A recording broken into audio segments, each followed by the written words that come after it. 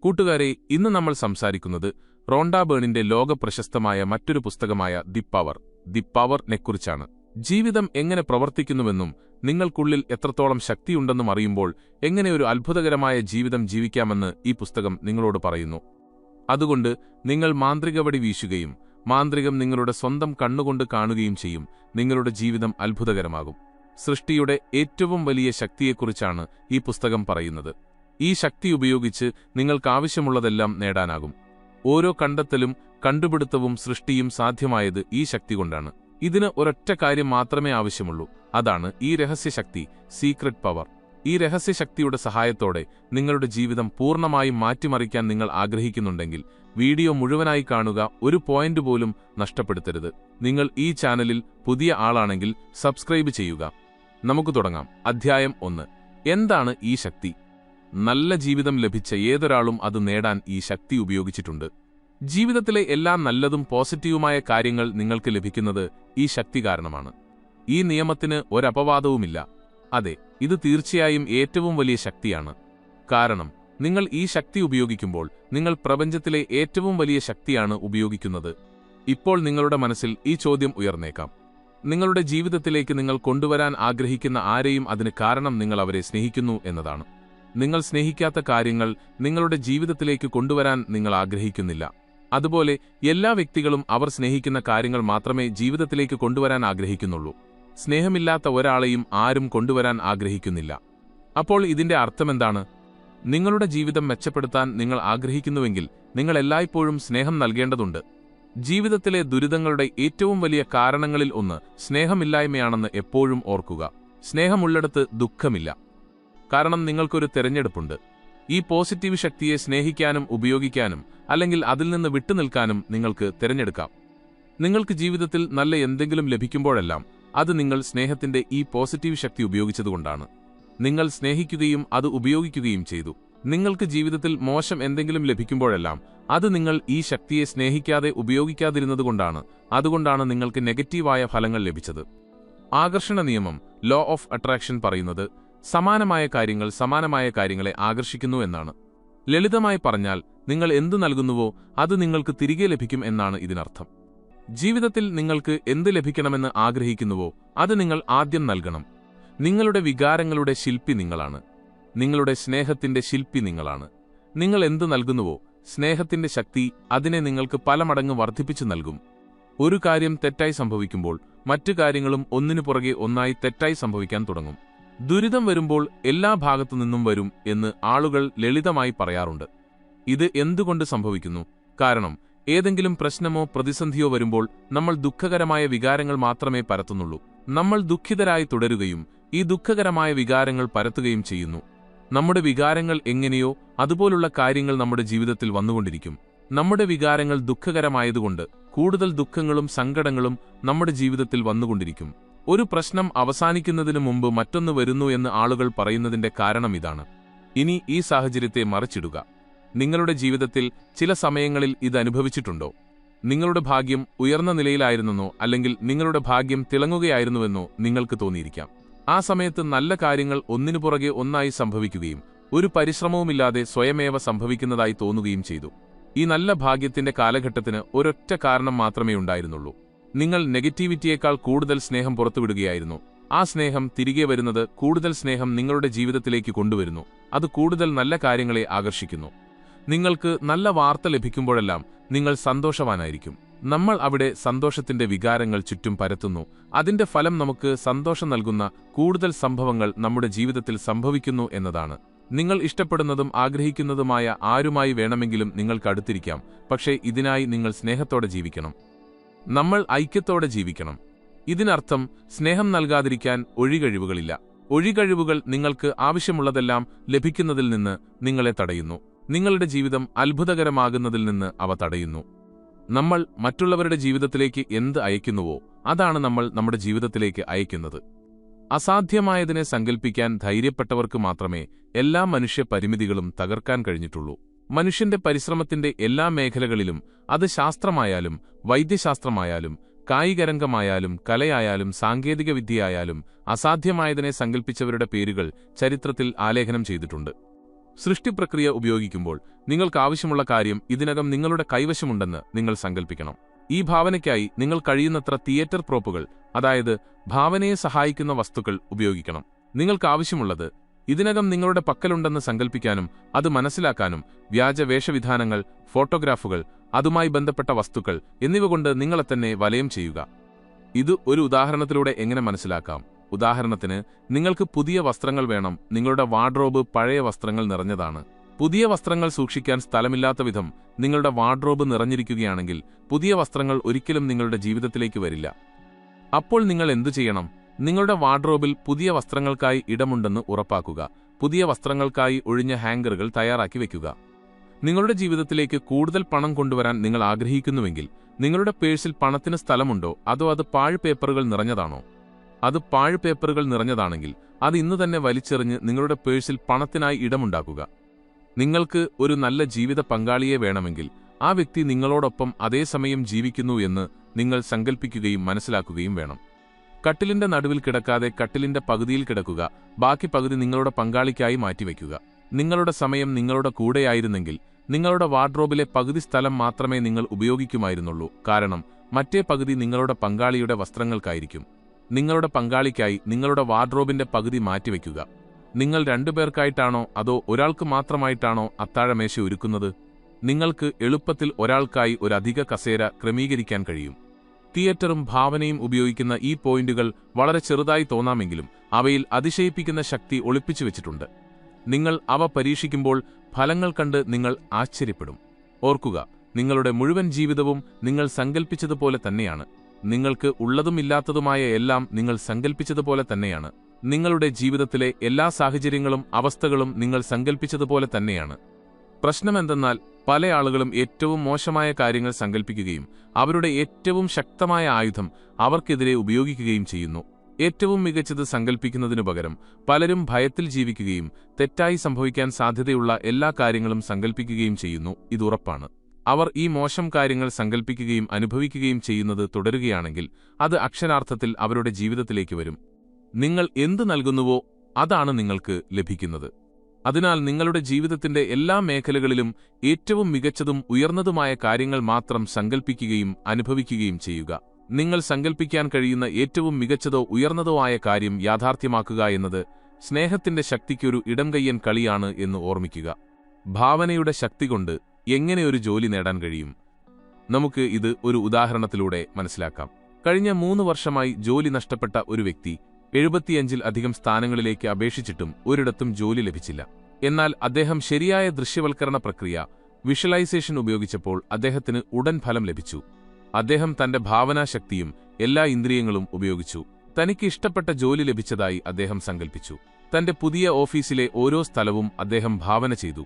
തന്റെ കമ്പ്യൂട്ടറിലെ ബട്ടണുകളിൽ സ്പർശിക്കുന്നത് അദ്ദേഹം സങ്കൽപ്പിച്ചു. തന്റെ പുതിയ മഹാഗണി മേശയിലെ ഫർണിച്ചർ പോളിഷിന്റെ നാരങ്ങ മണം അദ്ദേഹം ശ്വസിക്കുന്നത് സങ്കൽപ്പിച്ചു. തന്റെ സഹപ്രവർത്തകരെ അദ്ദേഹം സങ്കൽപ്പിച്ചു. അവരെ പേരെടുത്ത് വിളിച്ചു, അവരുമായി സംസാരിച്ചു, അവരുമായി മീറ്റിംഗുകൾ നടത്തി, ഉച്ചഭക്ഷണ സമയത്ത് ഏറ്റവും മികച്ച ഭക്ഷണം രുചിച്ചു. 7 ആഴ്ചകൾക്കുള്ളിൽ അദ്ദേഹത്തിന് അഭിമുഖത്തിനുള്ള കോളുകൾ വരാൻ തുടങ്ങി. അപ്പോൾ അദ്ദേഹത്തിന് ഒന്നു മാത്രമല്ല 2 മികച്ച ജോലി വാഗ്ദാനങ്ങൾ ലഭിച്ചു. അദ്ദേഹം ഏറ്റവും ഇഷ്ടപ്പെട്ട ജോലി സ്വീകരിച്ചു. എന്നാൽ ആളുകൾക്കൊരു പ്രവണതയുണ്ട്. തങ്ങൾ നേടാൻ ആഗ്രഹിക്കുന്ന കാര്യങ്ങൾ വളരെ വലുതാണെന്ന് അവർ കരുതുന്നു. അതിനാൽ അവ നേടാൻ പ്രയാസമായിരിക്കും, ധാരാളം സമയമെടുക്കും. എന്നാൽ ഈ സമീപനം പൂർണ്ണമായും തെറ്റാണ്. ഒരു കാര്യം വളരെ വലുതോ പ്രയാസമുള്ളതോ ആണെന്ന് നിങ്ങൾ ചിന്തിക്കുമ്പോൾ നിങ്ങൾ യഥാർത്ഥത്തിൽ പറയുന്നത് ആകർഷണ നിയമം വളരെ വലുതാണ്, അത് നേടാൻ പ്രയാസമാണ്, ധാരാളം സമയമെടുക്കും എന്നാണ്. നിങ്ങൾ ചിന്തിക്കുകയും അനുഭവിക്കുകയും ചെയ്യുന്നതാണ് നിങ്ങൾക്ക് ലഭിക്കുന്നത് എന്നതിനാൽ നിങ്ങൾ പൂർണ്ണമായും ശരിയാണെന്ന് തെളിയിക്കപ്പെടും. നിങ്ങളുടെ ആഗ്രഹം ശരിക്കും വലുതാണെന്ന് നിങ്ങൾ കരുതുന്നുവെങ്കിൽ അത് യാഥാർത്ഥ്യമാകാൻ അനുവദിക്കാത്തത് നിങ്ങളാണ്. അതിന്റെ ഫലം നിങ്ങൾക്ക് ആവശ്യമുള്ള കാര്യം ബുദ്ധിമുട്ടോടെയും വൈകിയും ലഭിക്കും. ആകർഷണ നിയമത്തെ സംബന്ധിച്ചിടത്തോളം ചെറുതോ വലുതോ ആയ ഒന്നുമില്ലെന്ന് എപ്പോഴും ഓർമ്മിക്കുക. നിയമത്തിന്റെ സമയം. ഒരു വ്യക്തിക്ക് പരിക്കേൽക്കുകയും ചികിത്സ നൽകിയിട്ടും അവസ്ഥയിൽ പുരോഗതിയില്ലാതിരിക്കുകയും ചെയ്യുന്നുവെങ്കിൽ അതിനർത്ഥം അദ്ദേഹം പൂർണ്ണമായ ആരോഗ്യത്തെക്കുറിച്ച് സങ്കൽപ്പിക്കുന്നതിനേക്കാൾ കൂടുതൽ ആ പരിക്കിനെക്കുറിച്ച് സങ്കൽപ്പിക്കുകയും അനുഭവിക്കുകയും ചെയ്യുന്നു എന്നാണ്. പൂർണ്ണമായ വീണ്ടെടുക്കലിനെക്കുറിച്ച് ചിന്തിക്കുന്നതിനേക്കാൾ ആ പരിക്കിനെക്കുറിച്ച് കൂടുതൽ സങ്കൽപ്പിക്കുകയും അനുഭവിക്കുകയും ചെയ്യുക. നിങ്ങളുടെ ആരോഗ്യം, സാമ്പത്തികം, പൊതുപെരുമാറ്റം അല്ലെങ്കിൽ മറ്റെന്തെങ്കിലും മാറ്റാൻ നിങ്ങൾ ആഗ്രഹിക്കുന്നുണ്ടോ എന്നതിനെക്കുറിച്ച് കുറച്ച് ചിന്തിക്കുക. പ്രക്രിയ ഒന്നുതന്നെയാണ്. നിങ്ങൾക്ക് ആവശ്യമുള്ളത് ദൃശ്യവൽക്കരിക്കുക. വിഷ്വലൈസ്. അത് ലഭിക്കുന്നതിലുള്ള സ്നേഹം ഭാവന ചെയ്യുക. അത് അനുഭവിക്കുക. നിങ്ങൾക്ക് ആവശ്യമുള്ള കാര്യത്തോടൊപ്പം ഇരിക്കുന്നതിന്റെ ഓരോ രംഗവും സാഹചര്യവും സങ്കൽപ്പിക്കുക. അത് നിങ്ങൾക്ക് ലഭിച്ചു എന്ന് ഭാവന ചെയ്യുകയും അനുഭവിക്കുകയും ചെയ്യുക.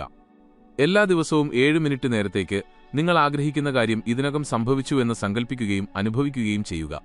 നിങ്ങളുടെ ആഗ്രഹം സഫലമായി എന്ന് നിങ്ങൾക്ക് തോന്നുന്നതുവരെ എല്ലാ ദിവസവും ഇത് ചെയ്യുക. അതിനുശേഷം നിങ്ങളുടെ ജീവിതവുമായി മുന്നോട്ടു പോകുക. നിങ്ങൾക്ക് കഴിയുന്നത്ര സ്നേഹവും നല്ല വികാരങ്ങളും നൽകുന്നത് തുടരുക. കാരണം നിങ്ങൾ എത്രത്തോളം സ്നേഹം നൽകുന്നുവോ അത്രയും വേഗത്തിൽ നിങ്ങൾ ആഗ്രഹിക്കുന്ന കാര്യം സംഭവിക്കും. നിങ്ങൾ സ്നേഹിക്കാത്ത കാര്യങ്ങൾ ഉപേക്ഷിക്കുക.